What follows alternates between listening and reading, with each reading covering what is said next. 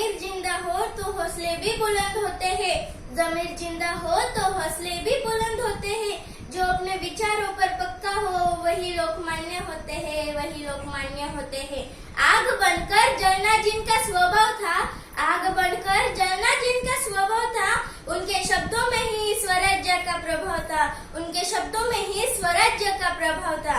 माझे नाव गुंजन प्रकाश चव्हाण। आजच्या या आपल्या जीवनातील विशाल महासागरात नेहमी मार्गदर्शक ठरणारे आपले अध्यक्ष महोदय, माननीय मुख्याध्यापक व या ज्ञान मंदिरात येऊन रोज शिल्प घडवणारे खरे शिल्पकार म्हणजे आपले सर्व गुरुजन वर्ग, सर्व विद्यार्थी मित्र व इथे बसलेल्या माझ्या क्रांतीज्योती सावित्री जिजाऊंच्या लेकी सर्वांना माझा मनपूर्वक नमस्कार।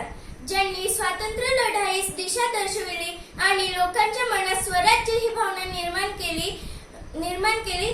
सरकारचे डोके आहे का ठिकाणावर सरकारचे डोके आहे का ठिकाणावर ही आरोळी दिली। जुलमी सत्तेची होळी करणारे हजारच नाही तर लाखास पुरून उरणारे जनतेच्या हृदयावर राज्य करणारे ते म्हणजे लोकमान्य बाळ गंगाधर टिळक यांना माझा मानाचा मुजरा। लोकमान्य टिळक यांचा जन्म 23 जुलै 1856 साली रत्नागिरी जिल्ह्यातील चिखली या गावी झाला। चिखलात कमळू गावात तसे त्यांचे व्यक्तिमत्व होते।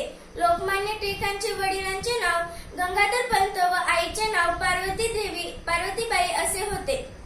लोकमान्य टिळक हे लहानपणापासूनच अभ्यासू हुशार व परखड विचारांचे होते।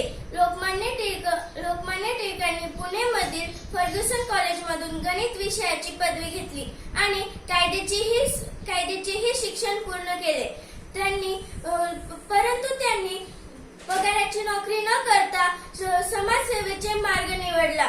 लोकमान्य टिळकांनी मराठी भाषेतून केसरी व इंग्रजी भाषेतून द मराठा हे वृत्तपत्र सुरू केले। त्याद्वारे लेखन करून त्यांनी समाजसेवेचे कार्य केले। लोकमान्य टिळक म्हणत, शब्द हे तलवारीपेक्षा अधिक धारदार असतात। लोकमान्य टिळकांच्या अशा लेखनातून ब्रिटिशांचा पर्दाफाश झाला। त्यामुळे लोकमान्य टिळकांना अनेकदा तुरुंगवास पत्करावा लागला। एकदा मंडाले येथील तुरुंगात असताना लोकमान्य टिळकांनी गीतारहस्य हा ग्रंथ लिहिला। यात त्यांनी कर्मयोगावर अधिक भर दिला। स्वराज्य हा माझा जन्मसिद्ध अधिकार आहे आणि तो मी मिळवणारच अशी सिंह गर्जना करून जनतेच्या आत्म्याची क्रांती केली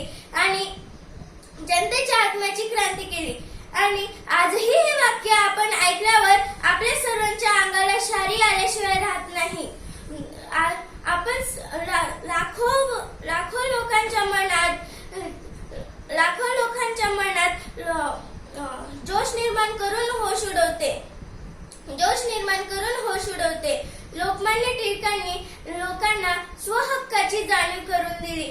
त्यांनी स्वदेशी चळवळ सुरू केली।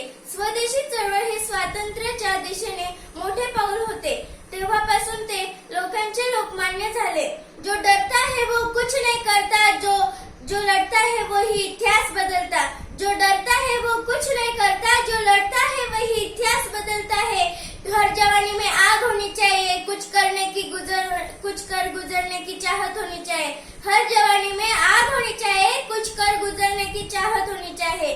लोकमान्य टिळकांनी केलेले कार्य हे फक्त आणि फक्त आपल्या देशासाठीच होते। त्यांनी भारतीय संस्कृती, धर्म व परंपरेचे मूल्यमापन केले आणि हिंदुस्थानाचे गौरवशाली रूप सर्वांसमोर आणले। आपण सर्वांनी लोकमान्य टिळकांनी सांगितलेल्या योग्य मार्गावर चालूया, हेच त्यांना खरे अभिवादन ठरेल। A man may die but his ideas live on. मनुष्य मेल्यावरही त्याचे आचार विचार जिवंत असतात।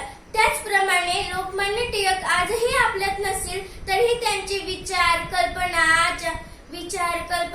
आजही आपल्या मनात, आपल्या जीवनात जिवंत आहेत। जाता जाता मी एवढेच म्हणेन, जो जिंदा है वो जीत गया, जो डर गया वो हार गया। जो जिंदा है वो जीत गया, जो डर गया वो हार गया। जो लोग तिलक के विचारों को अपनाएगा वही जीवन में जीत पाएगा, वही जीवन में जीत पाएगा। धन्यवाद।